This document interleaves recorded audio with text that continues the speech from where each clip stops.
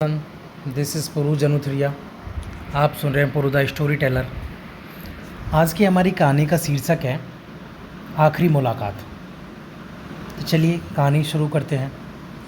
ये love story है सुरेश और शिवानी की, जिसका जन्म एक ऐसी गांव में हुआ था जिस गांव में आज भी वहां के लोग जाति प्रथा से बाहर नहीं निकले।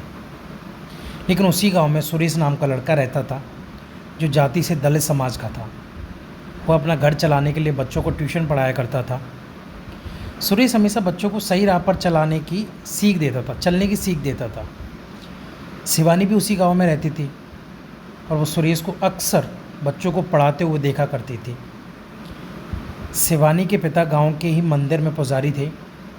शिवानी रोज़ सुबह मंदिर में पूजा करने जाया करती थी। सुरेश भी मंदिर के रास्ते से ही बच्चों को पढ़ाने जाया करता था।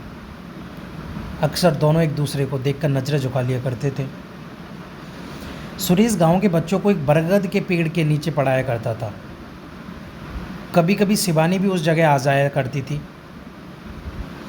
सुरेश शिवानी को मना भी करता था कि तुम यहाँ पे मत आया करो, अगर तुम्हारे पिता ने देख लिया तो बहुत बड़ी समस्या खड़ी हो जाएगी। गांव में अक्सर जाति धर्म के कारण बहसबाजी हुआ करती थी और सुरेश इन लड़ाई झगड़ों से दूर रहता था।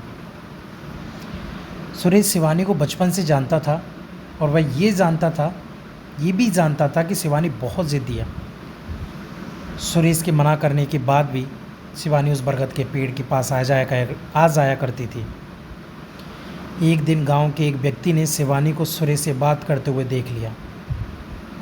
फिर उसने ये सारी बात शिवानी के पिता को बता दिया। पिता ने अगले दिन शिवानी से कहा, तुम जल्दी से तैयार हो जाओ, तुम्हें देखने लड़के वाले आ रहे हैं। यह बात सुनकर शिवानी हैरान थी कि अचानक से उसके पिता ने यह निर्णय कैसे ले लिया। अगले दिन शिवानी उसी बरगद के पेड़ के पास जाती है जब सुरेश बच्चों को पढ़ा रहा होता है। शिवानी ने सुरेश से कहा, पापा ने मेरे लिए लड़का देखा है, मेरी शादी होने वाली है। सुरेश, ये तो अच्छी बात है।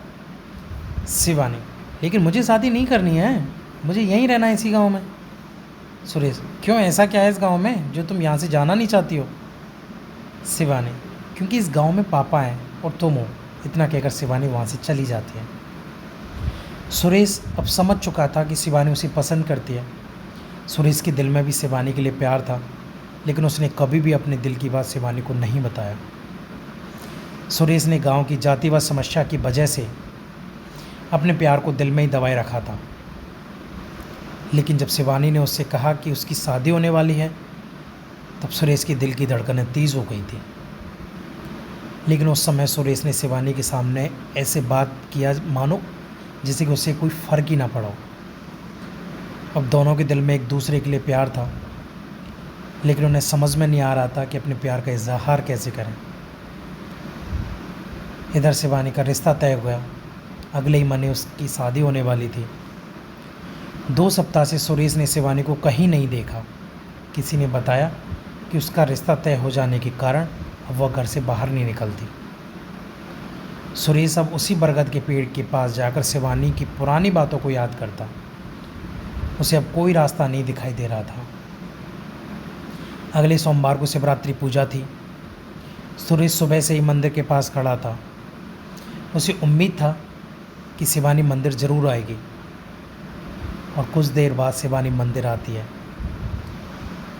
सुरेश तुरंत मंदिर के गेट के पास जाकर खड़ा हो जाता है। शिवानी की नज़र सुरेश पर पड़ती है और वह सुरेश को देखकर मायूस हो जाती है। जब शिवानी पूजा करके मंदिर से बाहर निकलती है, तब सुरेश उसे मिलने का इशारा करता है। दोपहर के समय उसी बरगद के पेड़ के पास दोनों मिलते हैं। शिवानी की नज़रें सुरेश को ही देख रही थी।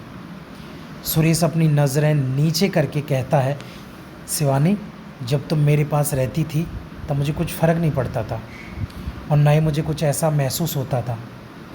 लेकिन आज जब तुम दूर जा रही हो तो पता नहीं मुझे अजीब सी बेचैनी हो रही है। ऐसा लग रहा है मानो मेरे जीवन का कोई कीमती चीज़ मुझसे दूर हो रहा है। ऐसा लगता है कि मुझे तुमसे प्यार हो गया। अब मुझे समझ में नहीं आ रहा है कि मैं क्या करूं। सारी बातें सुनकर शिवानी की आंखों में आंसू आ गए। उसने कहा, सुरेश, अब तुम ही बताओ कि मैं क्या करूं। मैं भी तुम्हें बहुत चाहती हूँ, लेकिन कभी तुम्हें बता नहीं पाई। अब मैं कैसे रहूँगी तुम्हारे बिना? मुझे तो कुछ भी समझ में नहीं आ रहा है। अंत में सुरेश ने शिवानी से कहा कि चलो हम दोनों यहाँ से कहीं दूर भाग के शादी कर लेते हैं। लेकिन शिवानी ने सुरेश को मना कर दिया, क्योंकि शिवानी को अपने पिता की इज्जत और गांव में उनकी मान सम्मान सामने दिखने लगी, और वो ऐसा कोई कदम नहीं उठाना चाहती थी जिसकी वजह से उसके पिता का सिर झुके। शिवानी ने सुरेश से कहा कि अगर मैं इस गांव से भागती हूँ तो मेरे पिता का क्या होगा? वो तो किसी से नज़र नहीं मिला पाएंगे, इसलिए मैं भागकर शादी नहीं कर सकती। कुछ समय तक सुरेश ने भी सोचा और उसे भी शिवानी की बातें सही लगी। तो अब आखिर में दोनों के पास बिछड़ने के अलावा कोई दूसरा रास्ता नहीं था। दोनों ने जी भर के एक दूसरे को देखा और अंत में दोनों ने एक दूसरे को गले लगाया और हमेशा के लिए एक दूसरे से जुदा हो गए। कहानी समाप्त होती है। आपको हमारी कहानी कैसी लगी हमें कमेंट सेक्शन में ज़रूर बताएं। Thank you.